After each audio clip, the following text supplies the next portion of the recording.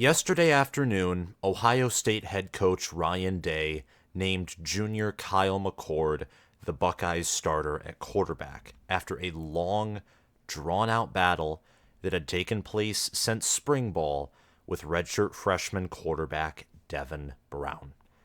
This will be Kyle McCord's second career start. His first career start was against Akron in 2021 when CJ Stroud was rested. This will be his first career start, though, as the long-term number one quarterback. At least that's how Ryan Day plans this season will go. If McCord gets injured and is out for the rest of the year, or he has a few bad performances, I have no doubt that Devin Brown will substitute in as quarterback number one for Kyle McCord.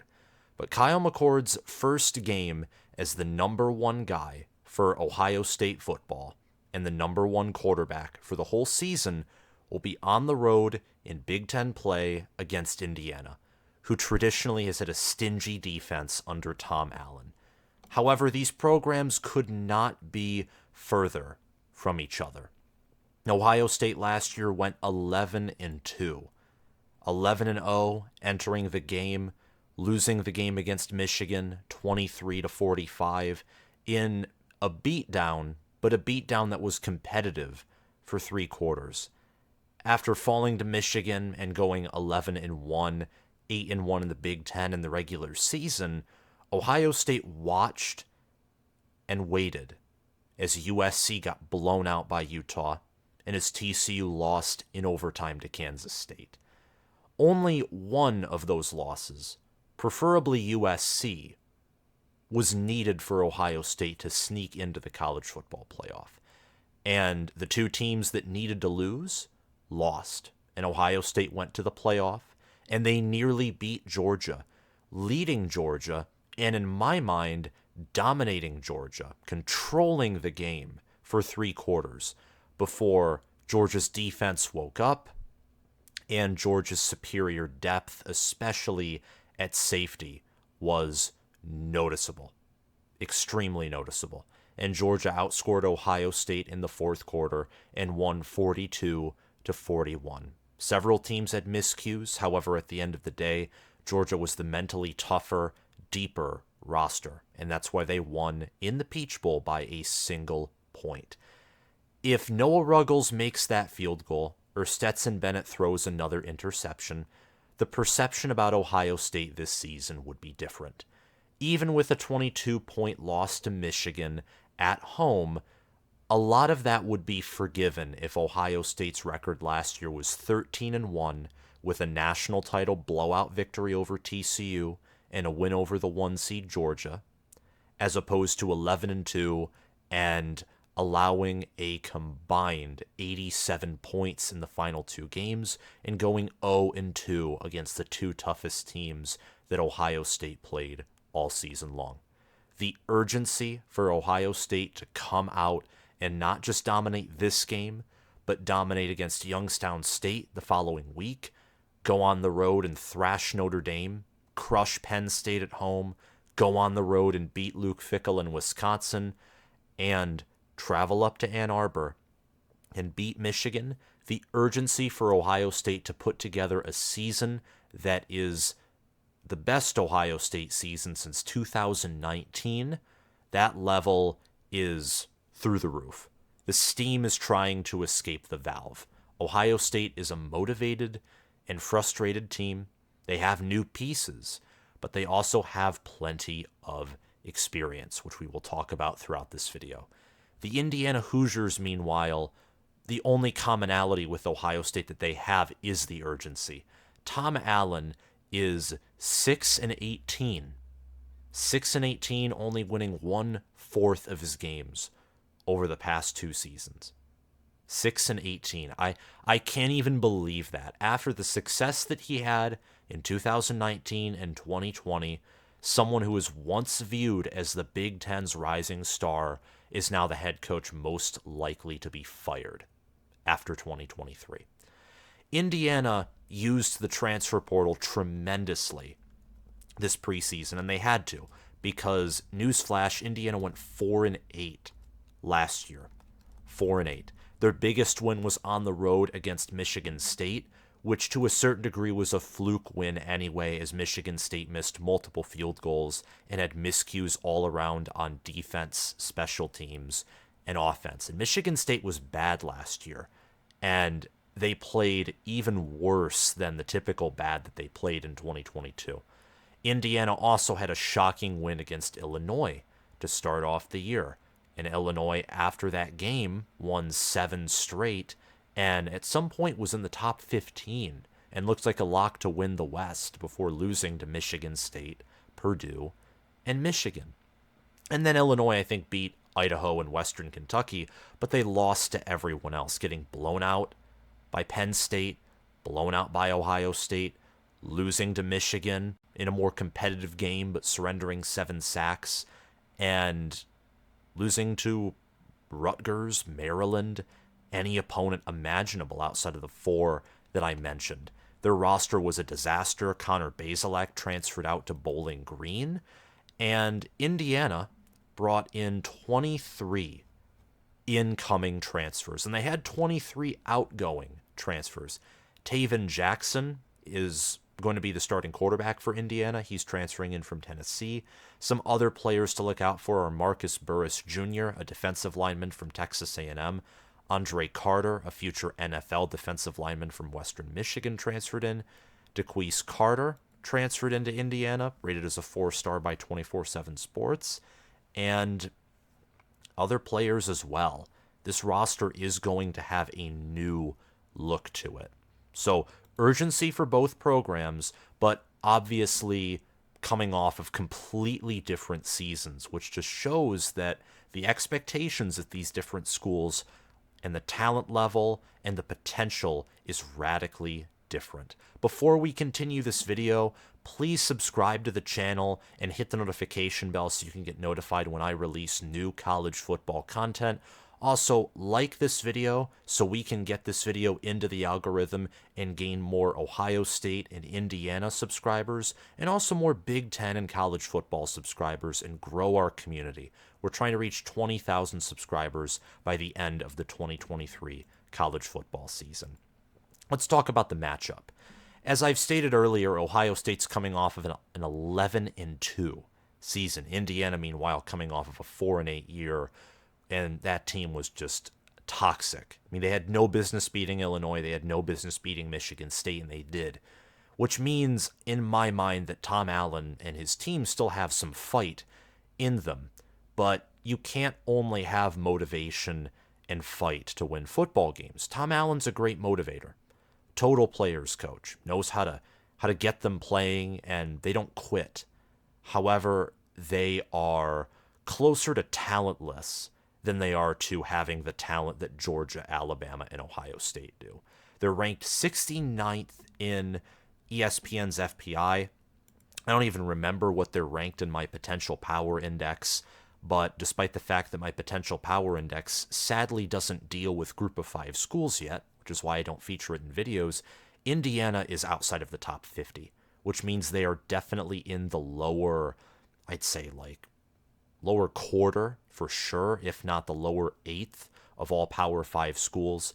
Ohio State is first in ESPN's FPI, and by quite a mile, they're first. The next closest team, according to FPI, is Alabama, and Ohio State would beat Alabama, according to ESPN, by about 3 points on a neutral site, and they would beat Georgia by about 5 points on a neutral site. The Buckeyes, according to FPI, would also theoretically beat Michigan by 11 on a neutral site. I think ESPN is wacky, of course. I think that Michigan is underrated, and I also think that Georgia should be ahead of Alabama.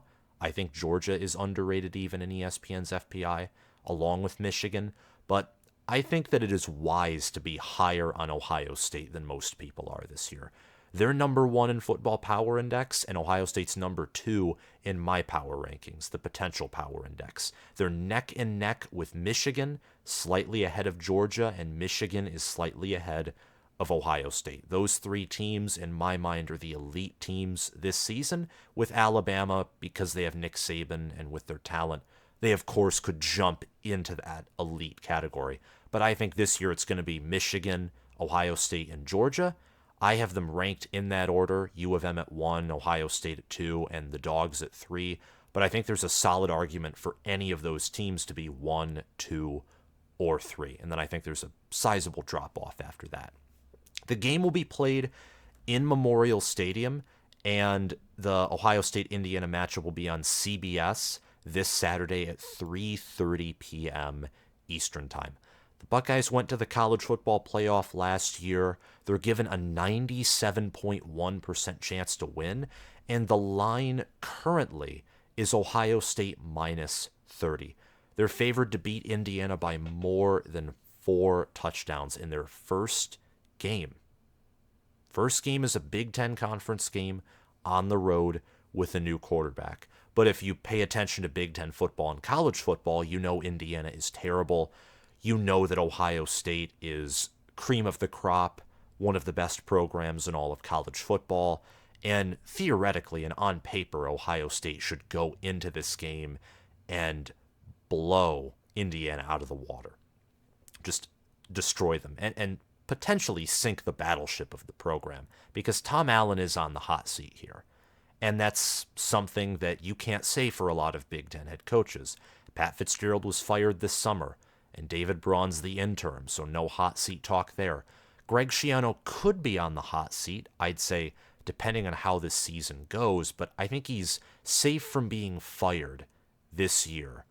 And that would be the closest, in my mind, the next closest coach to being on the hot seat in my mind. Mel Tucker as well at Michigan State, but I think this year he's safe, and 2024 is really the year that will determine the status of his job if he has another poor year, which I don't think he will. I think Michigan State's going to hit the over on their win total, and Mel Tucker will improve, and he'll be safe from a job security standpoint. Pretty safe, in fact, entering 2024. I think the Spartans are underrated this season. Is Indiana underrated this season, though? Are they? Well, I think that Ohio State, from a position standpoint, has a massive advantage over the Hoosiers. Special teams is close. Linebacker would be close if not for Tommy Eichenberg and Steele Chambers both returning for the Buckeyes. And then Cody Simon and CJ Hicks will be backups that honestly could serve as great starters at any Power 5 school. Cody Simon's strength is tackling. CJ Hicks is just 5-star out of high school, raw talent, fast, athletic. It'll be exciting to see him on the field this season. Special teams, though. Going back most importantly to Jalen Lucas. Jalen Lucas looks to be the second-string running back behind Josh Henderson, so Indiana has an underrated running back room in my mind. Jalen Lucas last year was the Big Ten returner of the year, and he had 271 rushing yards, 2 rushing touchdowns, and he averaged 5.5 yards per carry. He had 22 returns on kickoffs for 592 yards, 91 yards, pardon me, with 2 rushing touchdowns, and he had a long return of 93. He's an impressive player. He's fast. He's 5'9", 170. Definitely a smaller, faster type of running back. And I'm excited to see how him and Josh Henderson perform. But from a special teams standpoint, I think Indiana would be close to Ohio State there. I just have confidence more in Ohio State's kicking room. And also, Emeka Egbuka is going to be back returning punts for Ohio State this season. The special teams, speaking of the hot seat talk earlier, if special teams coach Parker Fleming doesn't have a good unit this year for Ohio State, and it once again causes issues in the return game or punt or kickoff coverage, I could see him losing his job after this year. That's even if Ohio State has a successful year. If the special teams are bad enough and Ohio State doesn't win the national title, even if they improve, I could see changes being made there. For staff, quarterback, running back, wide receiver, tight end, offensive line, and defensive back, Ohio State is definitely a few miles ahead of Indiana. Ryan Day returns as head coach. Justin Fry's offensive line is going to be in their second year of learning his power run game style. Brian Hartline and Ryan Day will collaborate on offensive play calling. I think that's a wise move to let Hartline grow into the position, of course. And I think that the wide receivers will still be good. Obviously, Hartline's recruiting and developing well there. On defense, something important to note is Jim Knowles' system will be in year 2.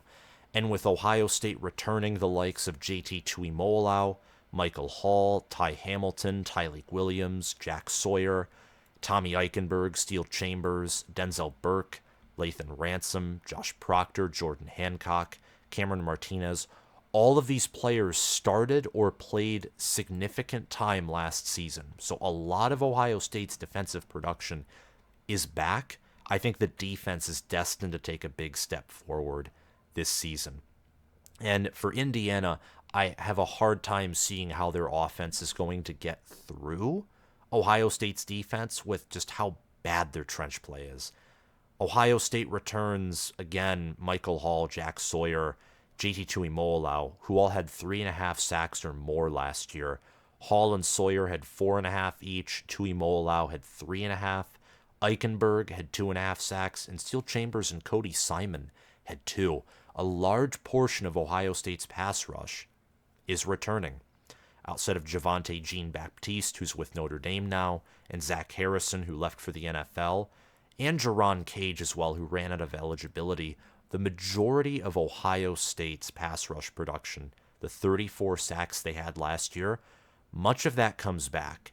And with a system that has now double the time of last year to be entrenched into these players' minds, into their muscle memory, and the scheme, Jim Knowles learning from last year, the defense is going to be impressive. Also, Ohio State brings in 3 new defensive backs in Davison Igbenos and Lorenzo Styles and Jahad Carter. So the secondary, which was a big weakness for Ohio State last year, I think might still be a weak link in the chain of the defense, but is going to be one of the strongest secondaries in the country. Offensive line is a concern too, and maybe this is an area where Indiana can cause Ohio State some problems, with Andre Carter, for example, who's a great pass rusher. On offensive line, Ohio State, between Josh Fryer, Tegra Shabaloa, George Fitzpatrick, and Josh Simmons, there's going to be rotations there, I expect, and it will take time for those new starters to grow into their positions. So Indiana maybe could get Kyle McCord flustered here and there, but Ohio State's offensive line, especially on the interior, with center Carson Hinsman and guards Donovan Jackson and Matthew Jones, is going to be great. At running back, Ohio State returns Miyan Williams, who had over 800 rushing yards and over 10 rushing touchdowns last year. I expect him to be running back number 1, though Henderson is going to have a resurgent season, and he's going to break over 1,000 yards this year, in my mind. And I think you'll see him back at full health, and you'll know he's at full health in this game and in future games. We don't even need to talk about Ohio State returning Emeka Egbuka and Marvin Harrison Jr., who are 1,000-yard receivers. And Cade Stover in the tight end room have not been talked about too much, but I have a feeling that there have been some improvements made in that room. There are athletes there, Cade Stover, Joe Royer, G. Scott, and then there's another tight end whose name escapes me, but very athletic guy, freak athlete. I'm excited to see him probably in 2024, if not 2025. Ohio State definitely has a huge position advantage here at every spot on the field. For Indiana, though, do not overlook this team. Like I said in my Michigan-East Carolina preview, do not overlook any team. And the reason I haven't stressed that as much here is road game against a Big Ten opponent, even if it's Indiana, I think you're less likely to overlook that matchup than you are hosting a Group of 5 school in your own home stadium. But for Indiana, they return playmakers, especially on defense. I think their defensive line and linebacker core will be very respectable. Aaron Casey comes back, 85 total tackles. He led the team in total tackles, and he had 1.5 sacks, 2 passes defended, and 2 forced fumbles. And also, we cannot forget as well Noah Pierre, who had 3 sacks, 39 tackles, 3 passes defended, 3 forced fumbles, and a fumble recovery. Pierre has grown with the team, and he's been with the team for quite some time. I think he's a 6th-year senior, 5'11", 180 pounds. I think that there's a possibility that Indiana can develop some pass rush combinations and some blitzes that could throw Kyle McCord and the line in for a loop. A possibility, not a prediction, though. Who are some players to pay attention to? It may be cliche, but for me, it's week 1, so I'm looking at new players, guys who I'm unfamiliar with, and that would be Kyle McCord and Tavon Jackson. As the season progresses, it will be less quarterback, unless it's a game where I think there's, let's say, Michigan faces off against Ohio State again, and Ohio State's front 7 is really good. They're amazing at shutting down the run, but their secondary stinks again, or at least is below average or average. In that case, then J.J. McCarthy would be a player to watch because I think there's a huge chance for him to exploit that defense in that scenario, which I don't think will happen because I think Ohio State's secondary will be great, near elite, or elite this season. By the way, the game is going to be very entertaining this year, but that's far down the line, and we don't know that for sure. It could be a 10-1 versus 10-1 or 10-1 versus 9-2 game. Who knows, but I think it will be 11-0. Kyle McCord is new. This is his 2nd career start. First start with no anticipation of a guy replacing him the following week. And Tavon Jackson, this is his first start. Tavon Jackson at Indiana, he came in from Tennessee, transferred in from Tennessee, where he was going to be the 3rd stringer behind Nico Iamaleava, most likely, and definitely behind Joe Milton. He has only had 37 career passing yards, 3 completions, 4 passing attempts, taken 1 sack, 152.7 passer rating. He's had 4 carries for 10 rushing yards and a lone rushing touchdown. That being against Akron, where he got the majority of his playing time. So, very inexperienced, 6'3", 215 pounds, rated as a 4-star out of high school, I do believe, and also in the transfer portal rankings. Definitely has talent. He'll be a better quarterback for Indiana, I think, than Dexter Williams was last year. Dexter Williams almost being more of a running back than a quarterback, just from his style of play and how Tom Allen and Walt Bell used him. I don't know if it'll be an upgrade from Connor Bazelak, but Bazelak was thrown into the turf so many times last year. You felt bad for the quarterback. So, new player for Indiana. I can't talk much about Tavon Jackson because there's just so much unknown, and he is, I think, a redshirt freshman. So, not as much to talk about in regards to him. However, for Kyle McCord, this is interesting. I think if Tavon Jackson starts, and he will, he is the starter, I don't think there's a quarterback who's comparable that could replace him, in my mind. I don't think that would be the case. Because Dexter Williams, again, the arm talent, accuracy, very questionable. You can see by how the staff uses him that they need someone like Tavon Jackson or a much more talented passer to come in at quarterback. So his job is somewhat safe, I would say. Safe as long as he doesn't get pounded into the turf because his offensive line stinks. Kyle McCord, on the other hand, I have the belief that if he gets injured or he isn't playing well, Devin Brown can substitute in for him and there won't be many changes. In fact, Brown arguably has a higher upside because he can use his legs much more efficiently and effectively than McCord can. But McCord has the experience. I think McCord at this point is likely the better passer, and I think he's more consistent. And I think that's why Ryan Day gave him the starting quarterback job, is he puts Ohio State in the best position to win. We'll see, though, if Ryan Day and his staff are still confident in that decision against Indiana. That will be one. Number two is how does he perform overall, which of course relates to number one, but maybe even if McCord has a great game, maybe the staff will put in Devin Brown to see how he performs and get him some playing time since he's already redshirted. So who knows? I would say that McCord will have, in my mind, at least a good game.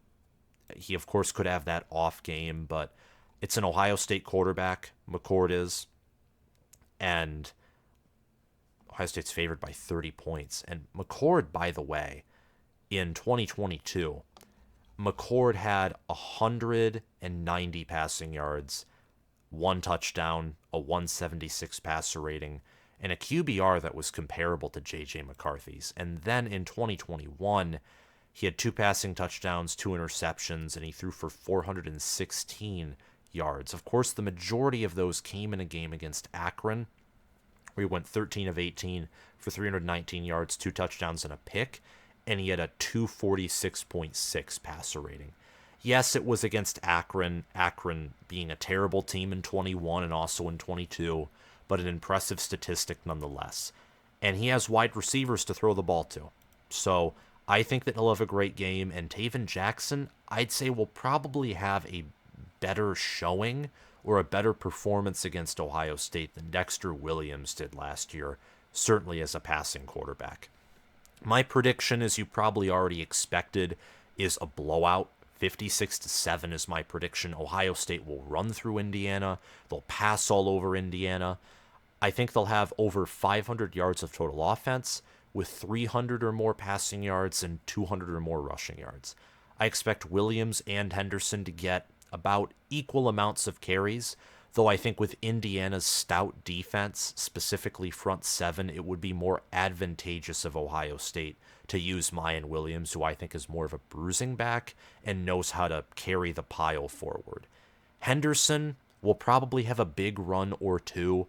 Outside of that, I think Indiana's defense will be able to limit him, especially if he runs on the inside of the offensive line.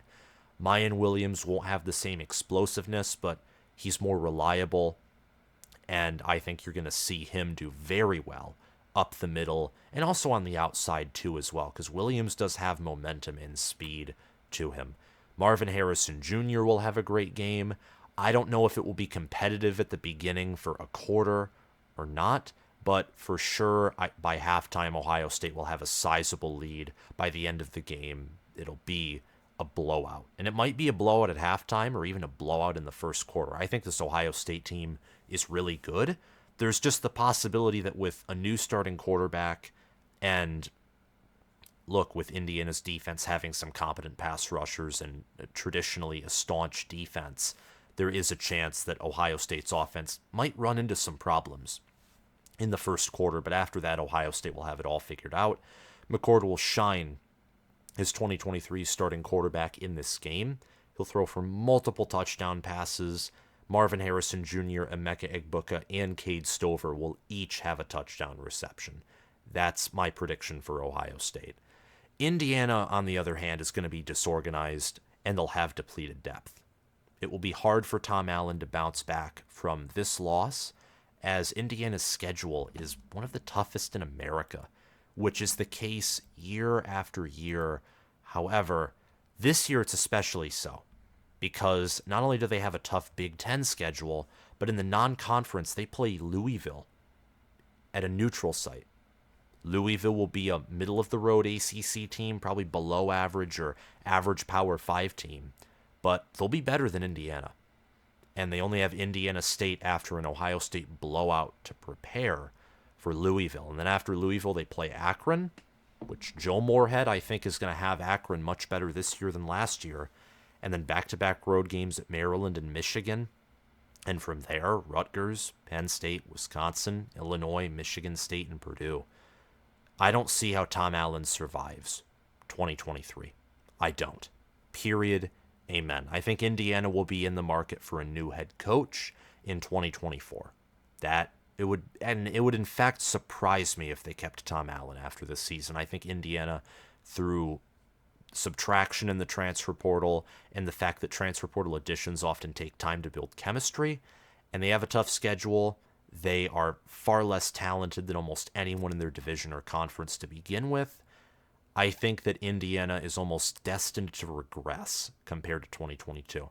But maybe I'm wrong, and Saturday's game will tell us whether, it'll give us at least a hint as to whether I'm right or wrong, or tell us a lot. Week 1, 2, and 3, even though a lot of these Big Ten teams are going to be facing cupcake games. Ohio State, for example, plays Youngstown State after this game, and I would say that they're largely going to be better than Indiana, so you could classify this as a cupcake game too.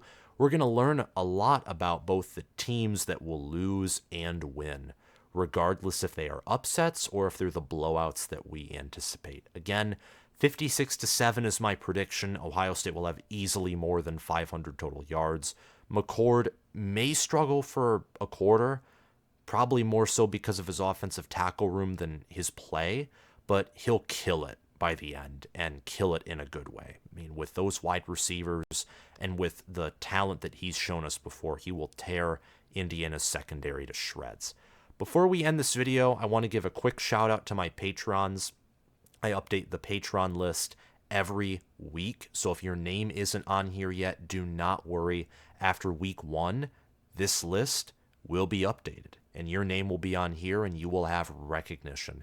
Thank you to Spencer Bringhurst for being my All-American patron, and thank you to Will Loftus, Gabriel Calendar, and Roaming Gnome for being my All-Conference patrons. It means a lot to support the channel. Please check out my Patreon page in the description below if you haven't already. There is extra content, depending on the tier that you join, for Patreon subscribers. Thank you so much for watching this video. Like and subscribe if you haven't already, and hit the notification bell so you can get notified when I post more college football content.